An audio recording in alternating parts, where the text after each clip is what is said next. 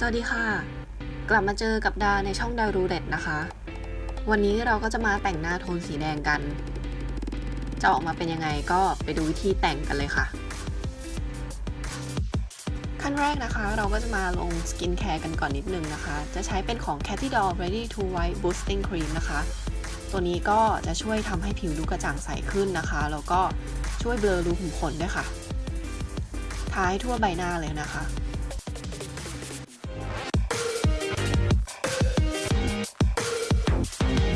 ต่อไปนะคะเราก็จะมาลงไพรเมอร์กันนิดนึงใช้ของคอลเลกชัน Prime and Ready Smoothing Makeup Primer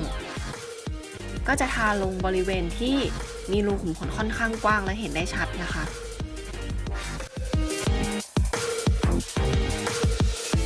ต่อไปนะคะดาก็จะใช้ครีมคอนซีลเลอร์ใช้ของ The Sam Cover Perfection Pot Concealer ในการกลบรอยคล้ำใต้ตาดำแล้วก็จุดด่างดำรอยสิวต่างๆ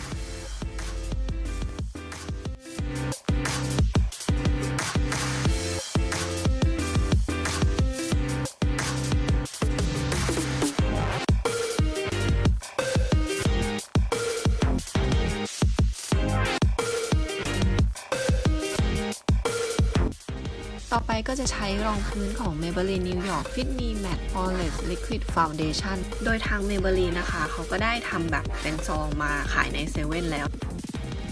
รองพื้น Fit Me นะคะเป็นรองพื้นที่ค่อนข้างเกลี่ยง่ายนะคะใช้มือก็ได้แต่ว่าวันนี้นะคะดาอยากจะลงให้ค่อนข้างปกปิดนิดนึงก็เลยจะใช้ฟองน้ำนะคะ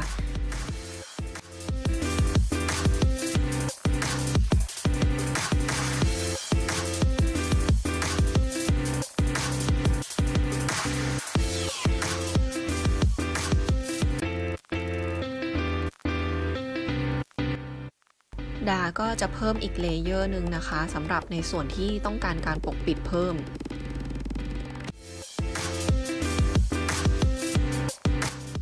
ต่อมานะคะเราก็จะมาลงครีมคอนทัวร์กันนิดนึงนะคะใช้ของ Q Press ก็จะคอนทัวร์ที่จมูกนะคะแล้วก็บริเวณกรอบหน้าและหน้าผากใช้ฟองน้ำในการเกลี่ยนะคะ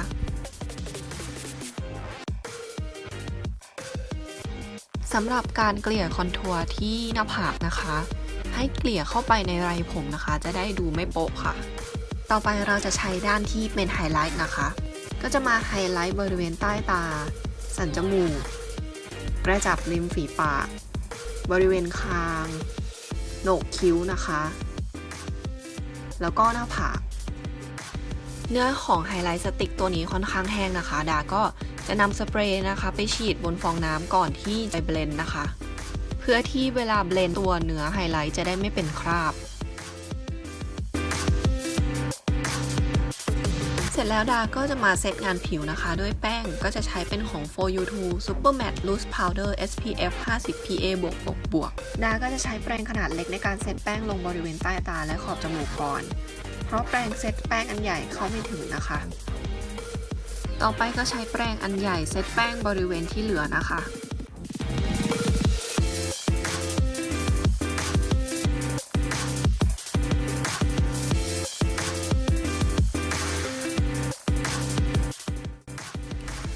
แล้วเราก็จะมาล็อกงานผิวของเราไว้ก่อนด้วยเซตติ้งสเปรย์ค่ะ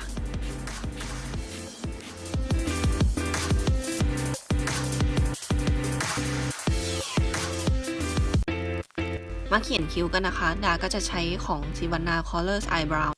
ก็จะเขียนคิ้วโดยการใช้สีน้ำตาลอ่อนในการเขียนโครงคิ้ว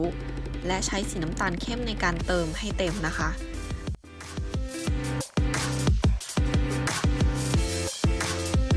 ตรงไหนที่ดูเลอะๆไม่เรียบร้อยก็ใช้ Cotton Bud ช่วยสำหรับงานอายแชโดว์นี้ก็จะใช้เป็นพาเลตของ ODBO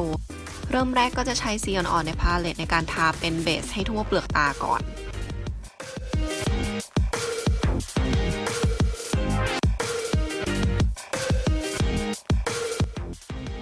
ต่อมาดาก็จะใช้สีส้มอมแดงทาให้ทั่วเปลือกตาและขอบตาล่าง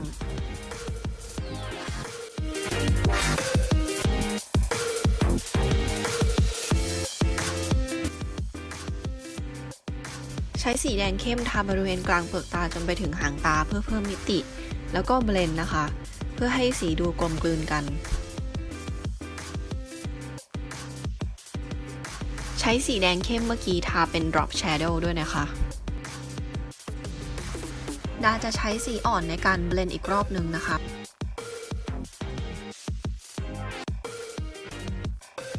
ต่อมาดาก็จะใช้แปรงหัวตัดในการทาเป็นอายไลเนอร์แบบฝุ่นก็จะทาสีน้ำตาลเข้มให้ชิดขอบตาแล้วก็ drop shadow ตามคลิปเลยค่ะต่อมาก็จะใช้สีแดงชิมเมอร์ทาบริเวณกลางเปลือกตาบนและขอบตาล่าง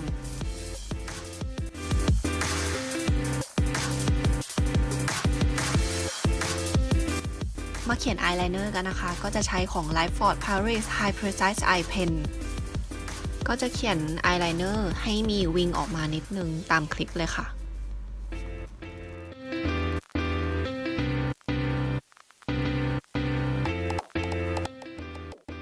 ต่อมาก็จะดัดขนตาปัดมาสคาร่ากันนะคะดาใช้ของ Melinda Maxi Curl and Volume Mascara ก็จะปัดทั้งขนตาบนแล้วก็ขนตาล่างตามคลิปเลยค่ะต่อไปดาจะใช้อายไลเนอร์เพนซิลของ Melinda นะคะในการเขียน Inner Liner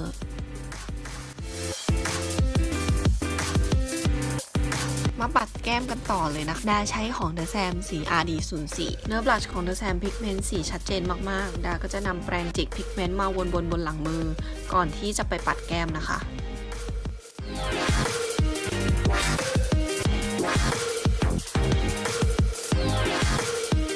ยังไม่จบกับงานแก้มนะคะดาจะใช้บลัชเนื้อชิมเมอร์ของ Daiso สี Rose Quartz มาปัดทับที่แก้มเพื่อเพิ่มความโกลว์ของผิวค่ะ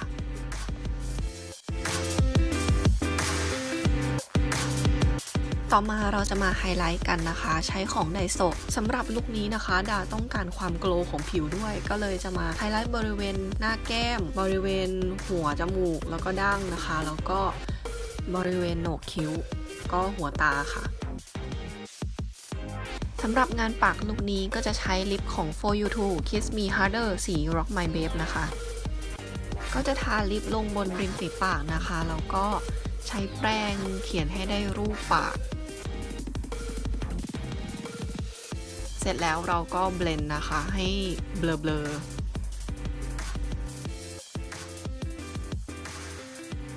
ต่อไปดาก็จะใช้ทินของ The Face Shop นะคะสี Last Red แตะลงด้านในปากนะคะทั้งริมฝีปากบนแล้วก็ริมฝีปากล่างขั้นตอนสุดท้ายดาก็จะมาเซตเครื่องสำอางทุกอย่างด้วย Setting Spray ค่ะ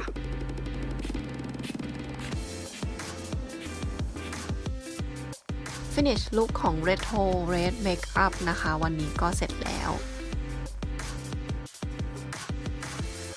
เจอกันใหม่คลิปหน้านะคะ